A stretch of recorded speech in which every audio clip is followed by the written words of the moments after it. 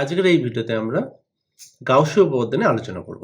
গাউসীয় উপপাদ্য বোঝার আগে আমাদের বুঝতে হবে তড়িৎ ফ্লাক্স কাকে বলে। আর তড়িৎ ফ্লাক্স বোঝার জন্য আমাদের একটি আধানকে কল্পনা করতে হবে। প্রথমে এটা যেটা দেখতে পাচ্ছি একটি আধান, তাহলে এই আধানের চারিপাশে অসংখ্য বলরেখা থাকবে, আর এক একটি লাইন হচ্ছে আমাদের বলরেখাকে নির্দেশ করে। এখন এই বলরেখার একটি নির্দিষ্ট দিক থাকে, যদি এটি ধনাত্মক আধান হয় তাহলে এই বলরেখাগুলি বহির্মুখী হবে, আর যদি এটি ঋণাত্মক আধান হয় তাহলে বলরেখাগুলি অন্তর্মুখী হবে। এখন এই বলরেখাগুলির মাঝে একটি ছোট্ট এরিয়া যদি আমরা কল্পনা করি, যে যার ক্ষেত্রফল ডিএস, এবং ওই বলরেখাগুলি এই তলকে ভেদ করে গেছে। এখন কিছু সংখ্যক বলরেখা এই তলকে ভেদ করে গেছে, কিন্তু এর সংখ্যা যদি আমরা সামনে দেখি যে কিছু সংখ্যক বলতে ধরো 4টে কি 5টে বলরেখার মধ্যে তো ভেদ করে গেছে। এখন আমরা যদি আরো বেশি সংখ্যক বলরেখা ড্র করি তাহলে এই সংখ্যা আরো বাড়তে পারে। তো আমরা যে বলরেখা এখানে ড্র করেছি সেটা কেবলমাত্র তুলনামূলকভাবে প্রকাশ করার জন্য। এখানে আরো বেশি সংখ্যক আমরা ড্র করতে পারি বা কম সংখ্যক বলরেখা আমরা ড্র করতে পারি। তাই এক্সাক্ট বলরেখার সংখ্যা বের করতে হলে আমাদের ম্যাথমেটিক্যাল ফর্মুলা লাগবে। আর এই নির্দিষ্ট ক্ষেত্রফল ডিএস এর মধ্য দিয়ে যতগুলি বলরেখা পাস করেছে সেগুলিকে একত্রিত বলা হয় তড়িৎ ফ্লাক্স। অর্থাৎ তড়িৎ ফ্লাক্স হলো কতগুলি বলরেখার সমষ্টি। তাই এখানে আমরা তড়িৎ ফ্লাক্সকে সেটা আমরা দেখলাম। এখন এই তড়িৎ ফ্লাক্সের মান কত হবে সেটা জানতে হলে আমাদের দেখতে হবে যে এই যে তল এর ক্ষেত্রফল কত এবং তার দিক কোন দিক, তার সাথে এই যে নির্দিষ্ট তলটি কল্পনা করছি এটি যে অবস্থানে আছে সেই অবস্থানে তড়িৎ ক্ষেত্রপ্রবলের মান কত এবং তার কি দিক আছে। তাই এই দুটো ভেক্টরের ডট প্রোডাক্ট করলে আমরা পাবো এই ক্ষেত্রফলের সাথে জড়িত ফ্লাক্স বা এই ক্ষেত্রফলের মধ্য দিয়ে অতিক্রান্ত ফ্লাক্সের মান। অর্থাৎ যদি আমরা ডিফাই দিয়ে ডিনোট করি তড়িৎ ফ্লাক্সকে, ডিফাই সমান হবে ই ডট ডিএস, যেখানে ই এবং ডিএস দুটোই ভেক্টর রাশি, কিন্তু তাদের ডট প্রোডাক্টে তৈরি হচ্ছে একটি স্কেলার। এবার আসি আমরা গাউসের উপপাদ্য কি বলছে।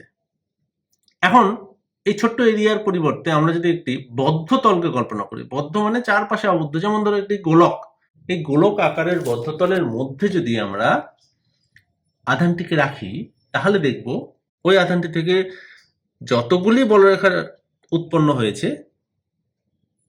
সবগুলি এই তলকে অতিক্রম করে বাইরে এসেছে। অর্থাৎ এই যে বদ্ধতল আমরা কল্পনা করেছি, এই বদ্ধতলের মধ্যে আধানটি রাখার ফলে আধানটি দ্বারা সৃষ্ট সমস্ত বলরেখা এই তলকে ভেদ করেছে। এখন এই গোলকীয় তলের পরিবর্তে আমরা যদি একটি চোঙাকৃতি তলকে কল্পনা করি, যেটিও একটি বদ্ধতল, তাহলেও দেখব ওই বদ্ধতলের অভ্যন্তরে যে আধান দ্বারা সৃষ্ট বলরেখা এই চোঙাকৃতি তলকে ভেদ করেছে। এই চোঙাকৃতি তলের পরিবর্তে আমরা যদি একটি ডিম্বাকৃতি তলকে কল্পনা করি, বা ডিম্বাকৃতি তলের পরিবর্তে যদি আমরা একটি ঘনকাকৃতি তল কল্পনা করি, এরপরে যদি আমরা যে কোনো আকৃতির একটি তলকে কল্পনা করি, সেক্ষেত্রেও দেখব যে প্রতিটি ক্ষেত্রেই অতিক্রান্ত বলরেখার সংখ্যা একই।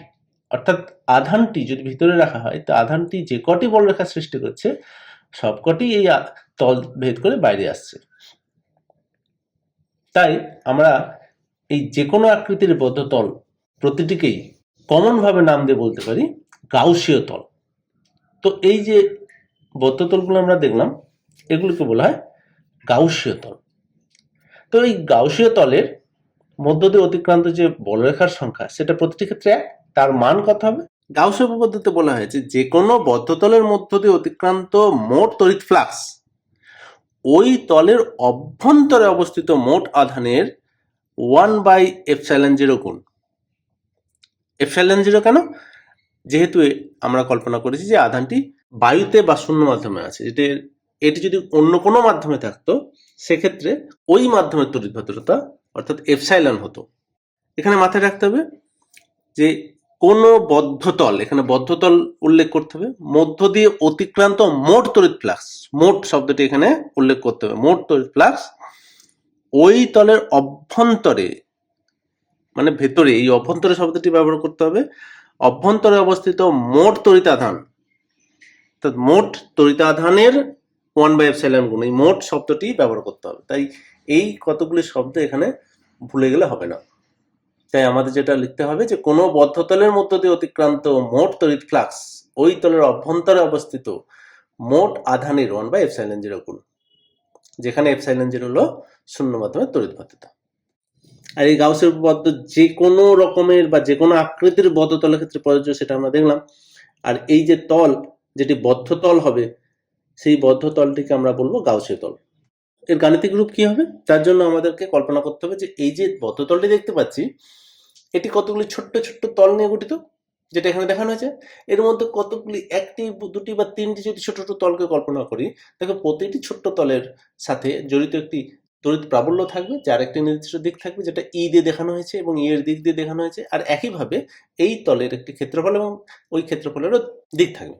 এই যে দুটি ভেক্টর ই আর ডিএস, এদের যদি ডট প্রোডাক্ট করি, তাহলে এই যে ছোট্ট ক্ষেত্রফল, এর মধ্য দিয়ে কতগুলি বলরেখা পাস করছে বা এর সাথে জড়িত তড়িৎ ফ্লাক্স, তার মান আমরা পাবো। যেহেতু এই বদ্ধতলটি এরকম ছোট ছোট অসংখ্য তল দিয়ে গঠিত, তাই প্রত্যেকটি তলের সাথে জড়িত তড়িৎ ফ্লাক্সকে আমাদেরকে যোগ করতে হবে, ইন্টিগ্রেট করতে হবে। অর্থাৎ আমরা তল বরাবর ইন্টিগ্রেট করব। তাই এখানে দুটো ইন্টিগ্রেশন চিহ্ন হবে, তার সাথে ই ডট ডিএস এ ইন্টিগ্রেশন হবে। এখন যেহেতু তলটি বদ্ধ তল, তাই এই দুটি ইন্টিগ্রেশন চিহ্নের সাথে একটি রিং থাকবে। সেটার মান কত হবে? গাউসীয় উপপাদ্য হিসেবে সেটির মান হবে এই বদ্ধতল দ্বারা আবদ্ধ যে আধান কিউ বাই ε0, যদি এটি বায়ু বা শূন্য মাধ্যমে রাখা হয়।